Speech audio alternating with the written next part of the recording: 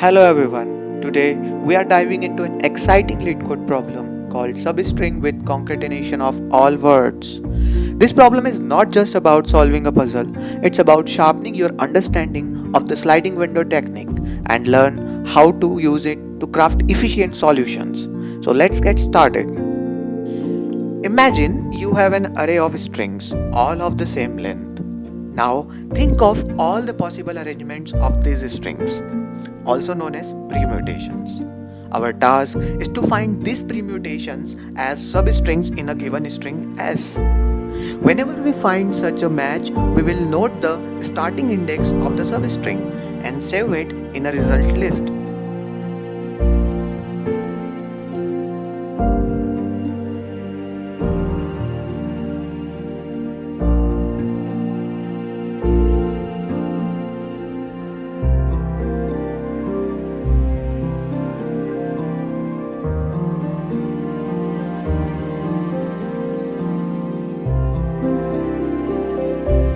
And that's our solution. There are two main ways to approach this problem.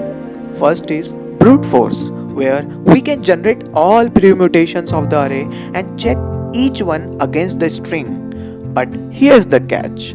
This approach has a time complexity of O of n factorial, which is far from efficient. And the second technique is sliding window technique. This is the star of the show. With sliding windows, we can solve the problem in just O of n time complexity, and that's the efficient one. So let's briefly understand what is sliding window. So the sliding window technique is a method to efficiently process subarrays or substrings by maintaining a window that moves throughout the data. There are basically two types of sliding window. Fixed sliding window, which is used when we need to calculate something within a fixed range, like finding the maximum sum of a subarray of length 3. And the second one is variable sliding window, which is used when the window size changes dynamically, such as finding the smallest subarray with a sum greater than 11. Before jumping into the solution, let's take a look at the edge cases. First, overlapping substrings. What if the permutations overlap? Second, duplicate words. How do we handle repeated words in an array? And the third one is, what if the string starts at an offset that skips valid permutations? How we address these edge cases in our solution. So to handle duplicate elements in the array, we create a dictionary called word count that stores the frequency of each word in the words array. This helps us keep track of how many times each word should appear. Additionally, we maintain a current word count dictionary to track the frequency of words within this sliding window. Since all the words in the array have the same length, let's say word length, the maximum size of the sliding window will be the total length of all the words combined, that is, word length into length of the array. As we move the window to the right by word length at a time, we check if the current word exists in the word count dictionary. If it does, we update the count of the word in the current word count dictionary. If the current word count matches with word count, we have found a valid permutation. We then store the starting index of the window.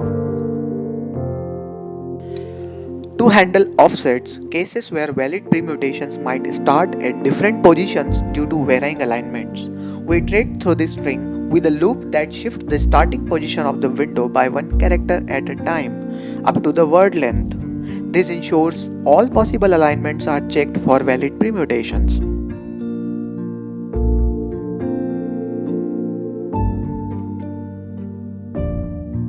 Now for invalid word, if the current word does not exist in the word count, we reset and start a new window after that word. This process efficiently handles duplicate words, overlapping permutations, and offsets, allowing us to solve the problem efficiently. Now it's time for key takeaways.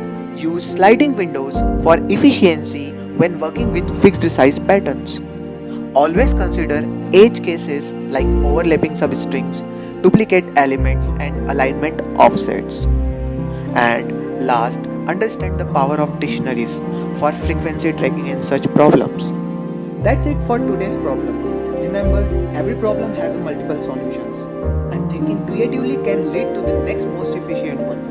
I hope this explanation was helpful for your DSA journey. If you found this video insightful, please give it a thumbs up and subscribe for more content like this. Thank you and see you in the next video.